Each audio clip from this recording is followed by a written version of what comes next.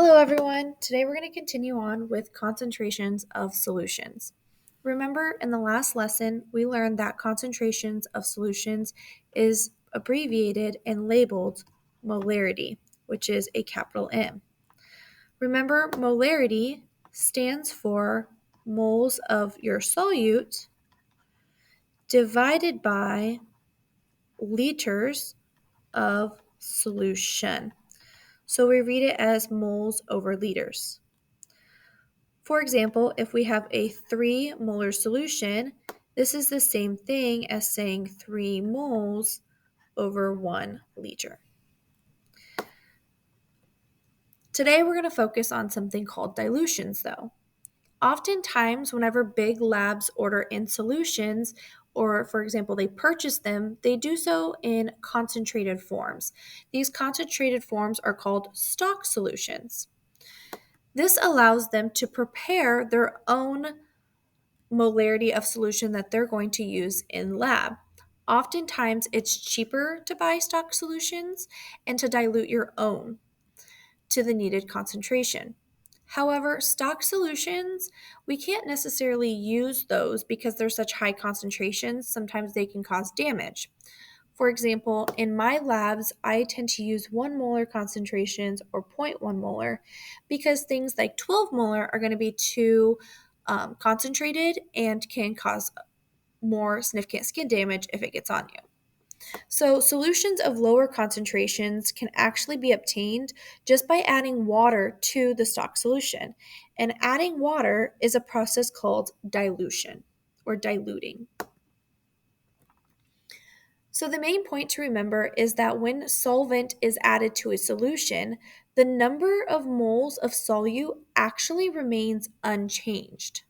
The only thing that you're changing when you're diluting something is going to be adding water.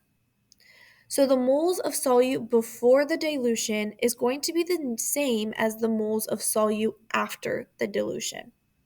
So we can actually use the following equation to help us solve for and determine how to do a dilution.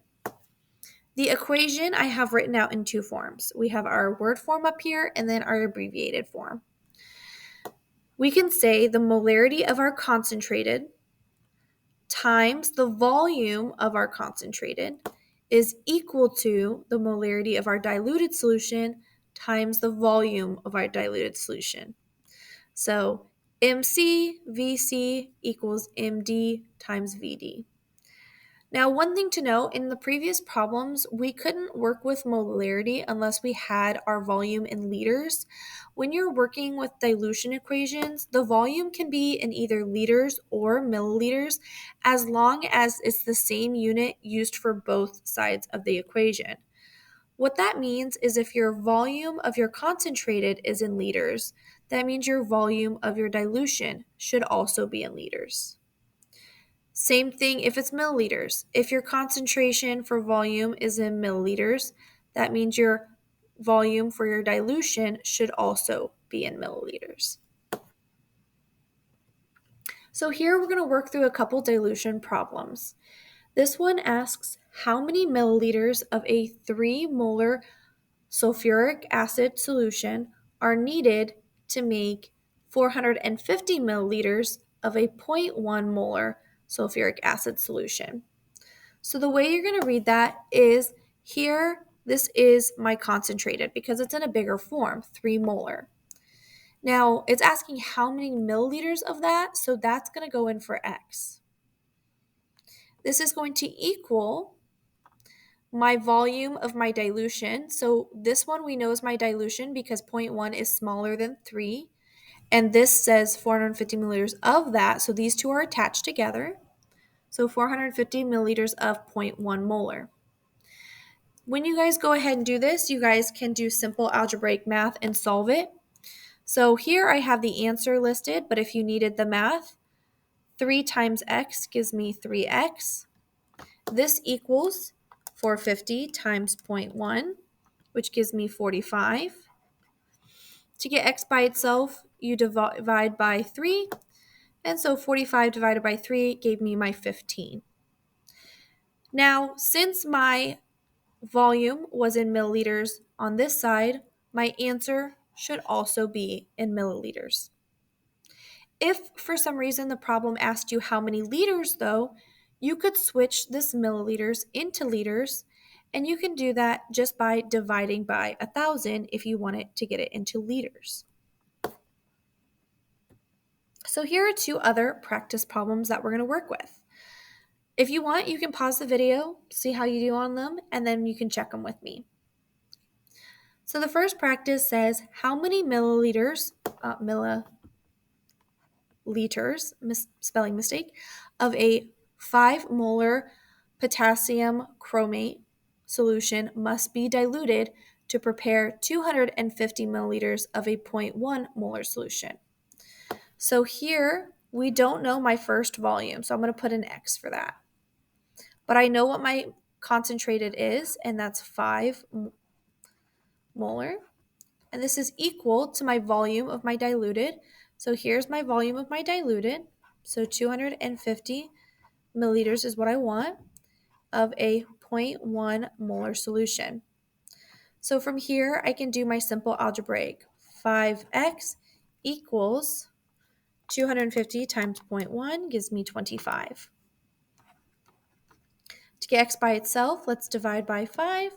So x equals 5. So it's going to take about 5 milliliters of my 5 molar concentration in order to dilute it down to here. So x equals 5 milliliters. And then it says down here, if we're looking here, it says if 10 milliliters of a 10 molar stock solution of sodium hydroxide is diluted to 250 milliliters, what is the concentration of the resulting stock solution? So instead of trying to find milliliters or liters, we're working with concentration. Remember, concentration is molarity, capital M. So let's go ahead and set this up. Here I have 10 milliliters of my stock solution times 10 molars of my stock solution equals, and then if I look over here, this we're making diluted to 250 milliliters, and we have to figure out what is the concentration. Simple math, 10 times 10 is 100 equals 250x. If you divide by 250 on each side, you get 0.4 molar. Now, one thing I do want to bring up is I am always having you guys round to sig figs, so let's actually practice with sig figs on this as well. Here, if I have 5 milliliters, well, this has 2 sig figs, this one has 2 sig figs, and this one has 2. So I would actually write this as 5.0 milliliters. And then this is 5.0 milliliters of my K2CR2O7 solution. Here, this says 0.4, but we have to worry about sig figs as well. This one has 3 sig figs, and this one has 2.